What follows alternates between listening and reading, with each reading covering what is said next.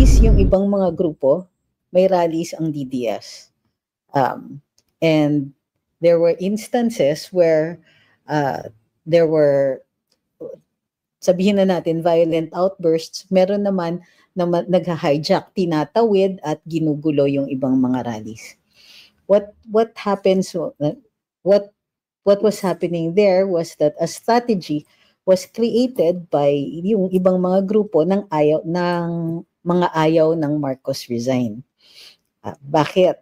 Well, many groups, aminado din naman, yung kahit yung mga kaibigan natin ng mga pink, ayaw nila yung succession. Ayaw nila si VP Inday to succeed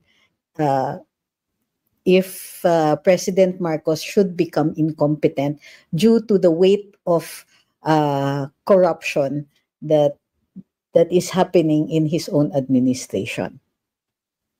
Bago po tayo magpatuloy, huwag pong kakalimutan, like, share, follow, and subscribe. Lalong-lalo na po dito sa ating YouTube channel. Don't forget to subscribe. Libre po ang subscribe. Meron din naman po tayong membership doon should you want to do so. So in the meantime,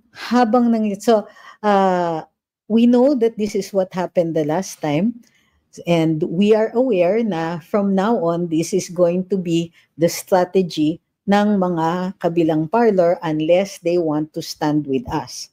Kasi sa totoo lang, kung yung mga sumasalag or those groups na nagre-refuse na manawagan ng resignation ng presidente, unlike what they did nung panahon ni Erap, they are actually condoning or part of the systemic corruption.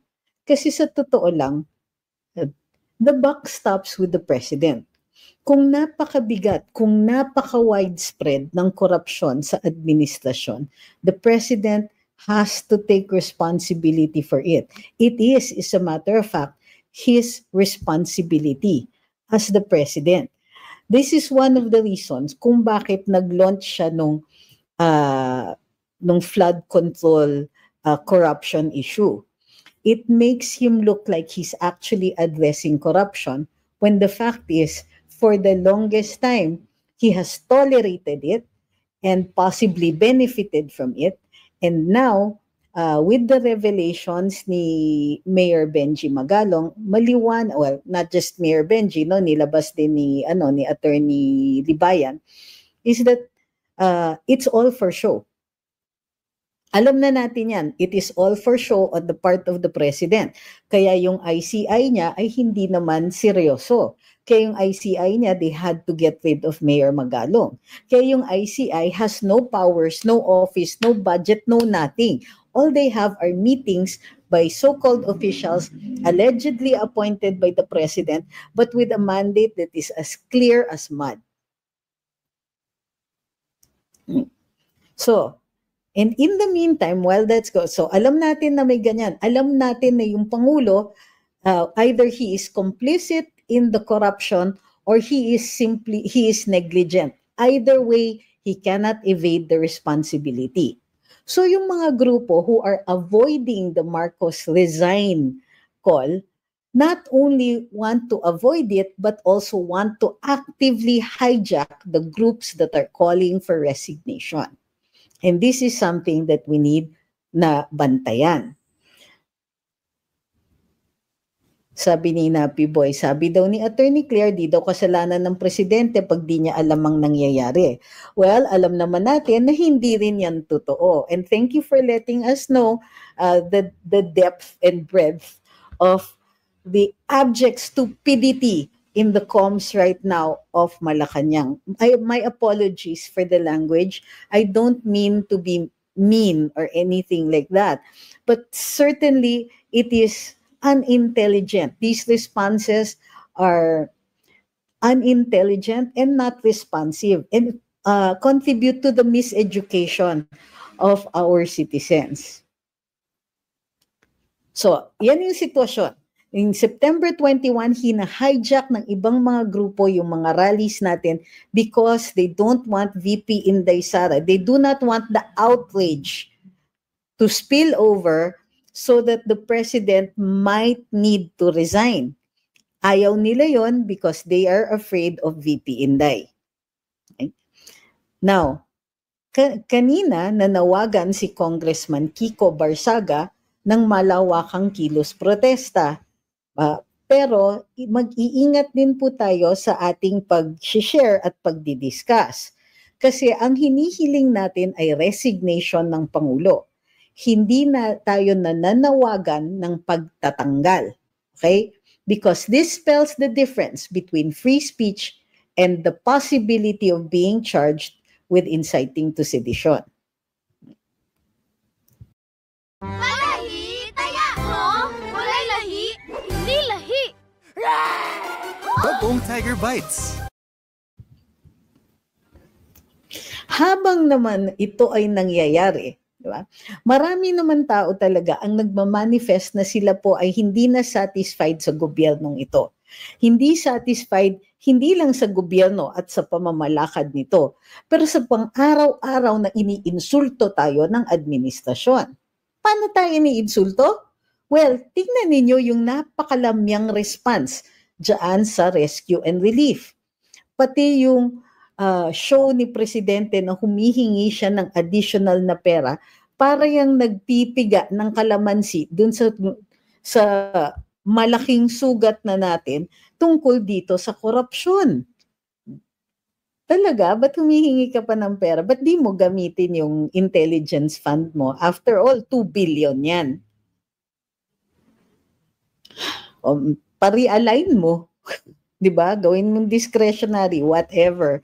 What we are seeing here is delays not only in the investigation of the corruption on flood control, but delays in the responses to rescue and relief where lives are at stake. Okay? So, yun, sabi ni Kimi, tinawagan pa si Gordon para gamitin yung tent na ginamit sa COVID, which also shows us that they lack planning, they lack foresight, nangangapa sila.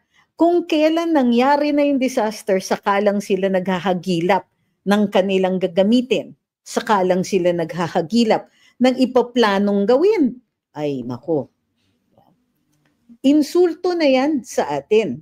This is an insult to the tax-paying public na dapat, who deserve service, who deserve better service than that. Hindi po ako nakapiksikat, nakataas ang buhok ko.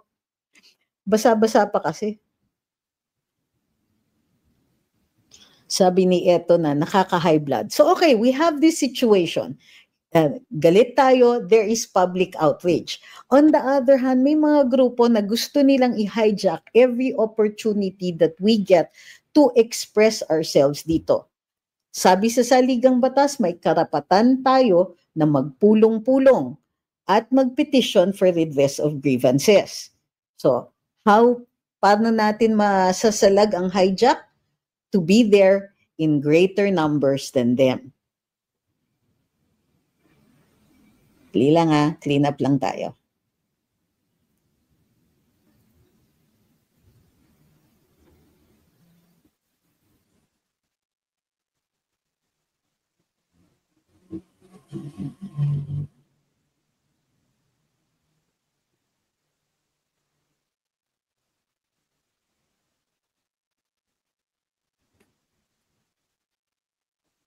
Sabi ni Tangerine, aalis daw si Tamba, magpapagamot. Ba? That sounds so familiar. Could it be because yun din po ang ginamit ni Zaldico, ni Congressman ex-congressman na pala. Could it be because yun nga yung dinadahilan ni Congressman Zaldico? Sabi ni Tatay, what kind of executive does not know what documents he signs for implementation? Sa hashtag, kung hindi mo kaya, umalis ka na. Sabi ni Kyle, iba nga ang priority ni Marcos. Sa Masbate, nagpakita after earthquake struck Cebu. Kinabukasan pa nagpunta. Naunahan pa siya ni VP. Sabi ni Perdito, Makabayad Block, hindi na alam kung saan luggage papasok. Alam nila pwedeng mangyari na ma-pressure si BBM na mag-resign. Nasa momentum na yung popularity ni VP Inday. That is correct.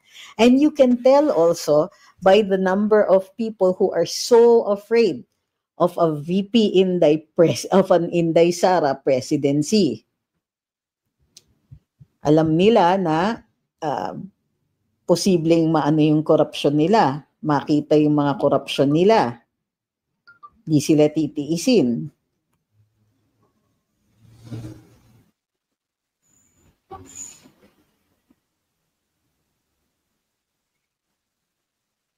Okay. So ito yung mga pangyayari. In addition to that, nag-announce pa ang Senado through Senate President Tito Soto na suspended indefinitely ang Senate Blue Ribbon Committee. Dahil daw, ano na nga ba yung dahilan niya? Dali.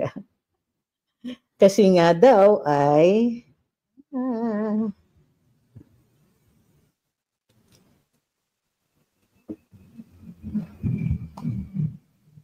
may mga witnesses pang inaayos yata. Ano ba yan?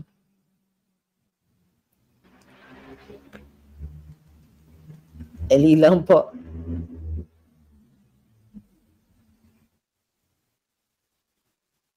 Nawala yung ano ko. Nawala na naman yung notes ko. Alam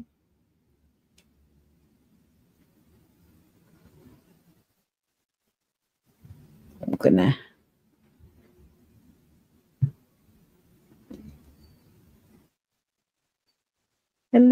Nawala talaga lahat.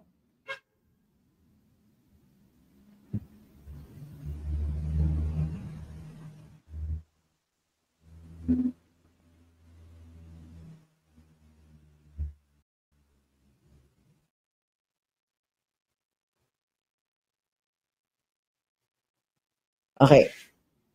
Ay.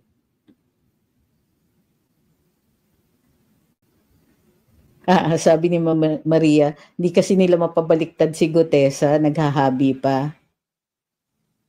Oo nga pala. So it's also possible na kaya suspended indefinitely ay dahil nga may issues on the Senate presidency, on the makeup kung mag-shift na naman ang mayorya. Salamat kay sino ba yung nagsabi? So yun. In the meantime, nung tinanong si Senate President Tito Soto, ang sabi tungkol sa pagtitestigo o pagsasaksi o pagpapatawag kay Speaker Martin Romualdez and kay former Congressman Zaldico, ang sabi ni Senator Soto ay pinag-uusapan pa, which was a very unfortunate comment. Bakit unfortunate?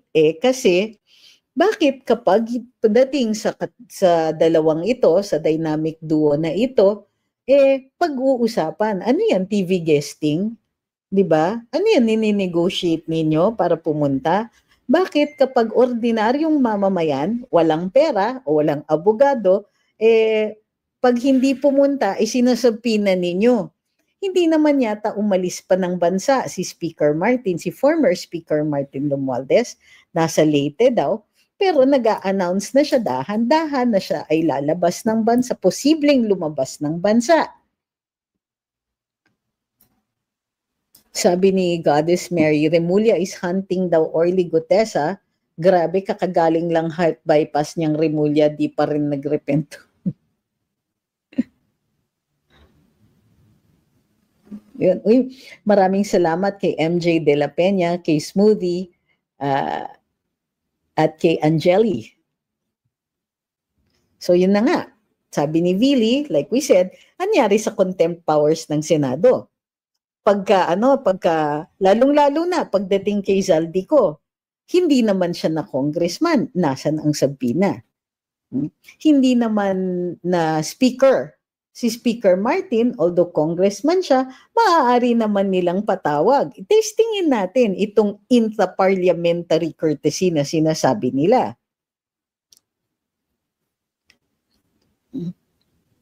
Sabi ni Picard, suspended na kasi palapit ng palapit na sa Malacanang ang mga salarin at hindi na mapigilan ni Soto at Lacson. Di ba pinatawag na si Yusek Olivar at DBM at pati ang Chief of Staff ni Martin Romualdez, so baka natakot sila. Halata naman pinoprotektahan ni Soto at Lacson si Martin.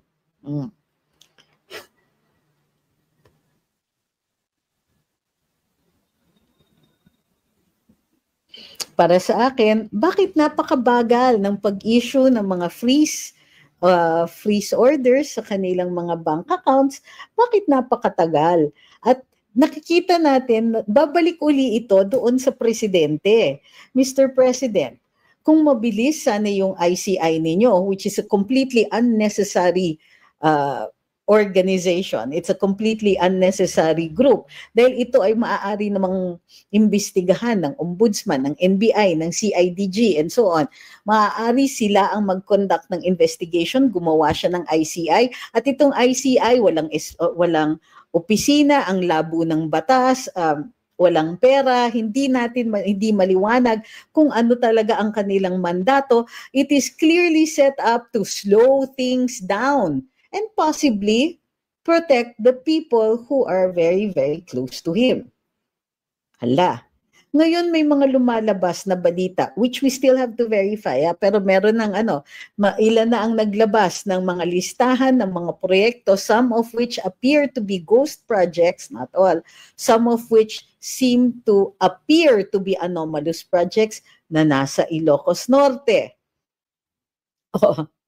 Diba? Hindi ba palapit na ng palapit sa mga minamahal sa buhay ng ating Pangulo? So, bistadong-bistado na ang ICI ay ginawa lang para bumagal ang mga proseso, para maprotektahan ang tunay na mga salarin at para siguro matulungan ang Pangulo as he limps his way to 2028. Sabi ni Anthony Bayarong, why do you think Mayor Magalong has not yet revealed all the names in Congress? Because if he does, tatakbo na yung mga yun. Because Congress cannot protect us. Because Congress might even aid and abet the disappearance of these people. Bakit niya ilalabas yung pangalan if they will just jettison the case?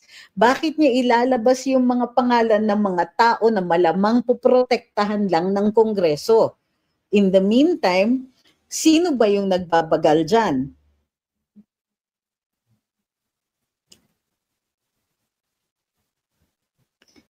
Ayun, maganda to. Sabi rin ni Veritas et Lex, bukod pa dun sa pagsususpindi, sinabi din daw ni Senator Soto, magko-continue in an executive session. This is something we can actually raise an eyebrow on. I was going to say another part of my anatomy, but sabi niya, where is the transparency there? People have to know how the hearing is running kung totoo ba talaga ang ginagawa nila.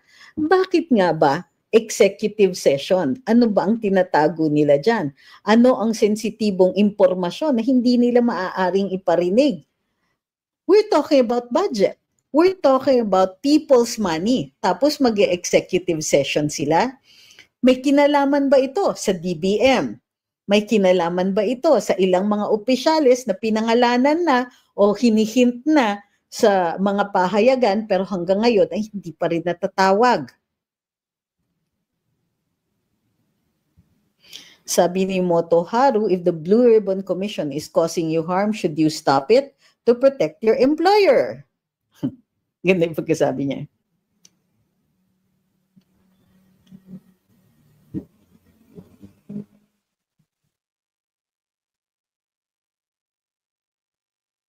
Meron pang mga dinideny si Senator Hontiveros. Siya po ay pinangalanan at nagpakita na po ng dokumento o listahan si Katunying dun sa kanyang programa at pinangalanan na nila si Senator Risa Hontiveros. At naglabas sila ng mga listahan ng proyekto. Ang sagot ni Senator Risa Hontiveros dito ay wala siyang insertions, mayroon siyang mga pinaamyenda.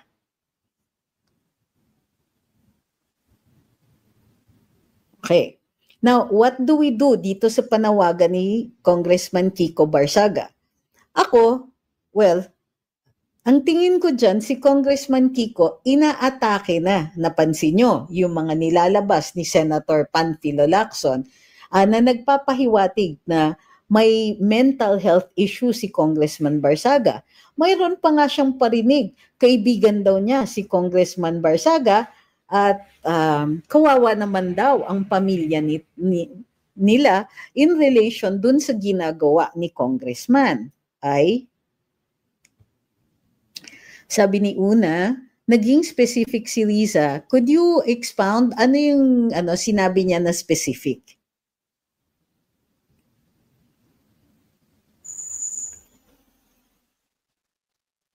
Sabi ni Chris, hindi po papayag ang USCIA na mag-resign si BBM. That I think is where you are wrong. That is why lumabas yung mga rumors tungkol dun sa pagpaupo kay Gibo Teodoro and the possibility of a military uprising to put him in power. Hindi na po totoo yan na hindi papayag ang USCIA na mag-resign si BBM. They also know when it is inevitable. So gumagawa na rin sila ng kanilang plan B, and one of those plan Bs was allegedly itong pagpapaupo daw kay Secretary Gibo Teodoro. He has denied it, of course, because what else can you do?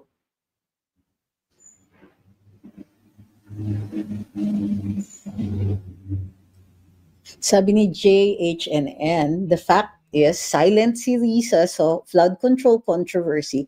Ayan, booking na. Di naman sinabi na may kickback. O wala naman sinasabing ganon. Ang sinasabi is mayroon din siyang insertions, which doesn't necessarily amount to corruption, but she will be required, people will want her to explain.